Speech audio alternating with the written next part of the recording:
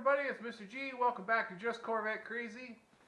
In this episode, what I'm going to do is I am going to show you the cheapest modification you could do to a C5 Corvette that could save you thousands of dollars. So stay tuned. Hey folks, this is Mr. G and welcome to Just Corvette Crazy. On this channel we talk about Corvettes, we fix some Corvettes, and we love to drive our Corvettes. So if you like what you see, hit that subscribe button. It really helps the channel out a lot. Thanks. Alright, so here's the story. About 8 years ago, when I was living at my old house, I came out to get into the Corvette to go somewhere.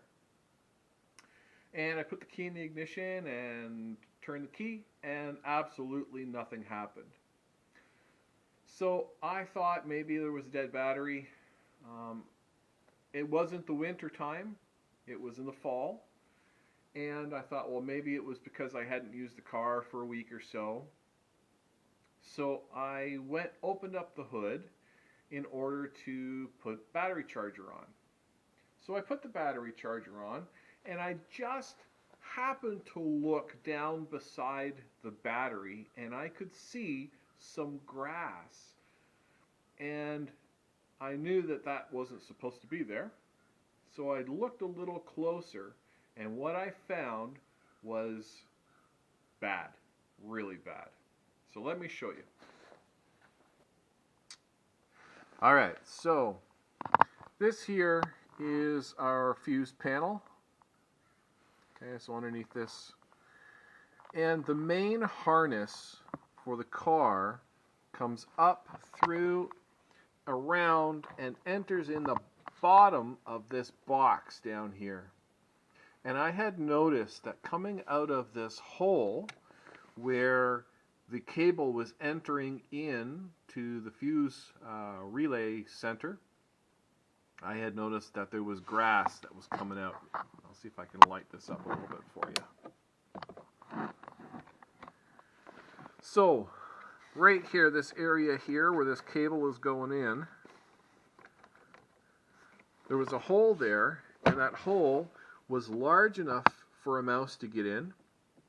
He made his way around the cable and up and underneath my fuse panel. And then he decided that he was hungry and was going to eat through the main harness of my car. So I ended up with a number of wires in that main harness underneath the fuse block were chewed completely in half from the mouse. So I can tell you I was not happy.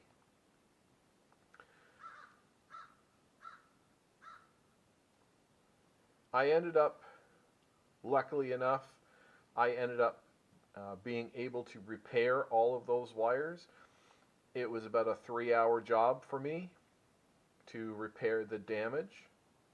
So that it wouldn't happen again, what I did is I bought some black silicone, and I actually filled up all of the holes underneath the fuse block to stop that from happening again.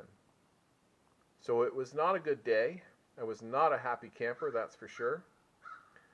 But I was able to get it all fixed up, and there was no problems afterwards. So let me tell you, that afternoon I went through many of the 5 stages of grief. I was angry. I was in disbelief. I couldn't believe that this had happened. I basically went into the house and I was depressed, and I sat there for a while and I said to myself, how could this have happened? And I thought, this is going to be a very, very expensive bill. Then I accepted the fact that this happened, and I needed to do something about it. Now, luckily for me, my regular job, when I'm not making videos for you good folk, my regular job is I'm a professor of electronics at one of the colleges here in Canada. So I decided to put my skill to use, and I rebuilt that cable. So what I did is I spliced in new wires for all the ones that were chewed. And after about 3 hours or so, the car started and everything was fine. But I knew I had to do something so that this would not happen again. So let me show you what it is that I did.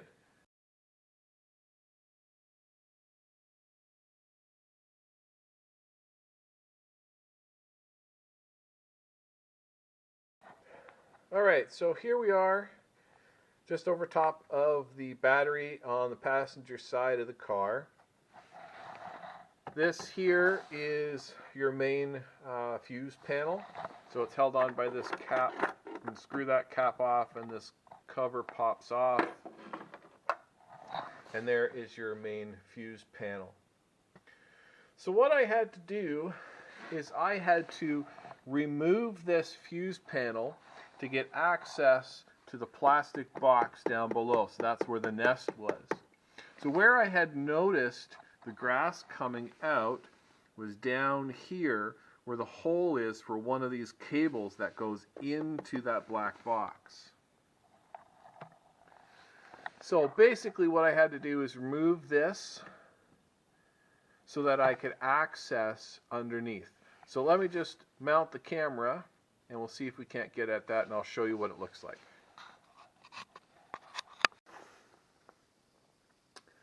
Alright, so the first thing you want to do is you want to remove the negative terminal for your battery.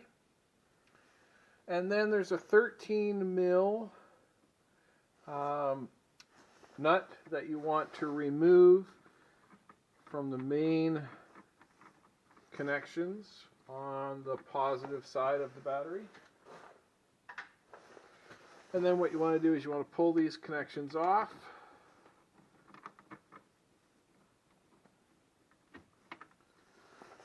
There are 4 clips, so just get a screwdriver and you're going to pop open these 4 clips, one on each corner of the fuse panel, and you're going to very carefully slide this fuse panel up.